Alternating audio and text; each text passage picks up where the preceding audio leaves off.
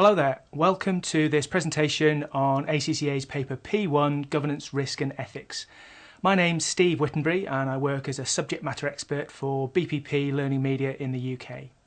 Today I want to try and talk you through how you might approach a question in relation to corporate governance, and we're going to use a recent exam sitting question to try and illustrate this. The question we're going to talk about is from the June 2013 paper, and it's question 4, and it's in relation to directors' remuneration. Let's have a look and see what we're going to cover today then. Specifically, I want to try and talk about this question and think about how it relates to particular learning outcomes that you might be testing, and to think a bit about the style of question that the examining team would put together in relation to a governance question.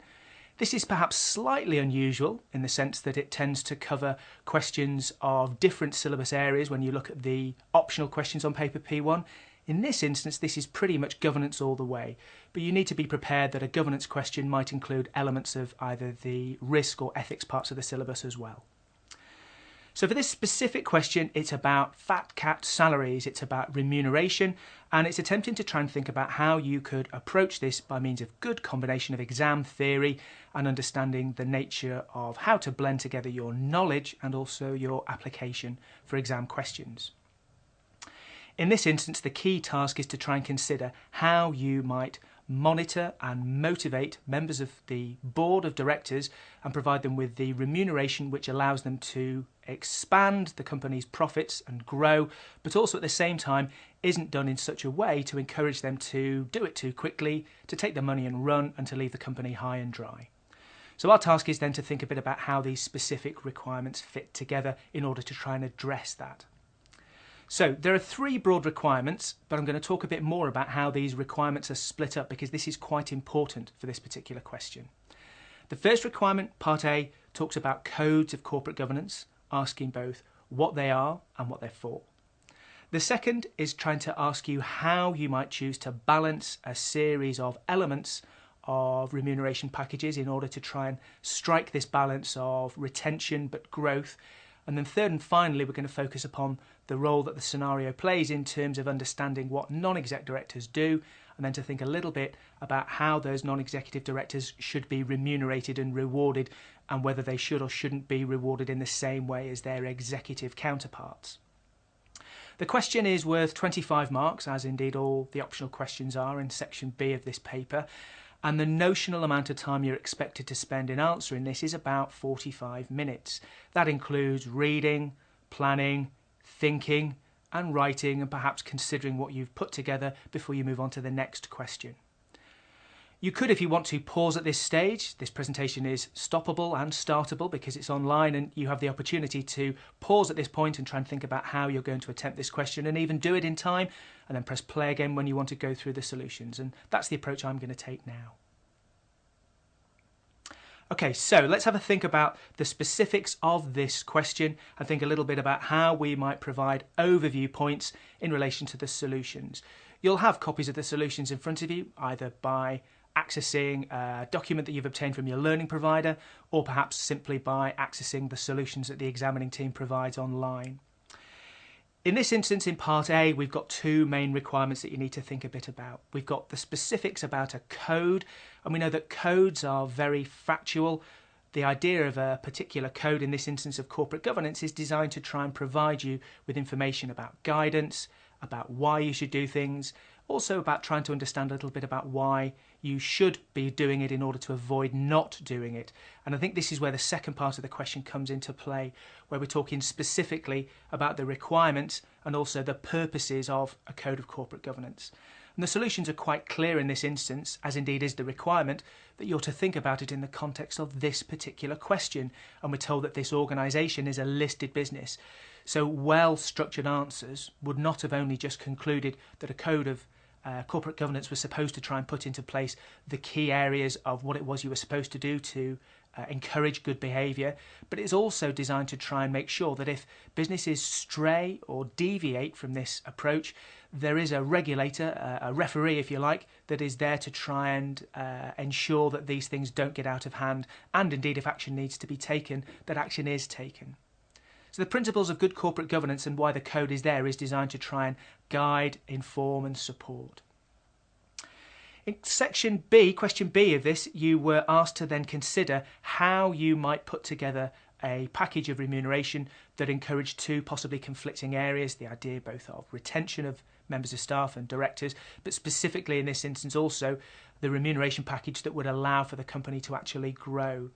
Now there's a key requirement in this. Remember, the verbs that you're expected to think about and consider as part of the requirements are really, really important. And in this instance, the examining team chose to use a less well-known verb, which was propose. But that's not the crucial word in this instance. In this instance, the key word was how. How will you put together a remuneration package that will reward and motivate the board of directors to make them want to stay and also to make them want to grow the business? In this instance, you had to consider splitting your answer into two factors.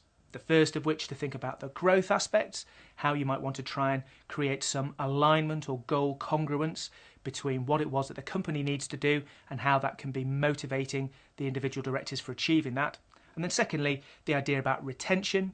We would want to retain our directors because the idea of unnecessary churn and unnecessary inefficiencies in relation to recruitment, training, induction and so on is something we want to eliminate. We want a stable management team that's going to allow us the opportunity to be able to grow. And so your answer had to try and consider both of these aspects together.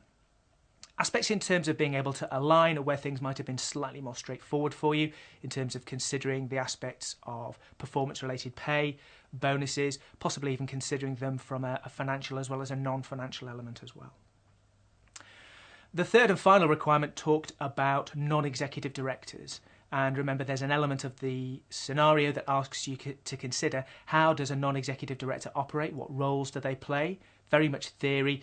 And in contrast to that, you were then asked to try and say, in relation to the question raised within the scenario, how is it that you should reward these? Should these non-execs be rewarded in the same way? Should there be an element of profit or bonus attached to it?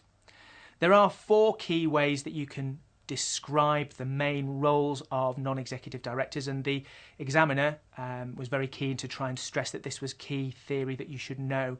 There are always elements of the theory that you should know, and we'll talk about those in a minute. And in instances of those, there are key requirements on people, in terms of risk, in terms of scrutiny and strategy.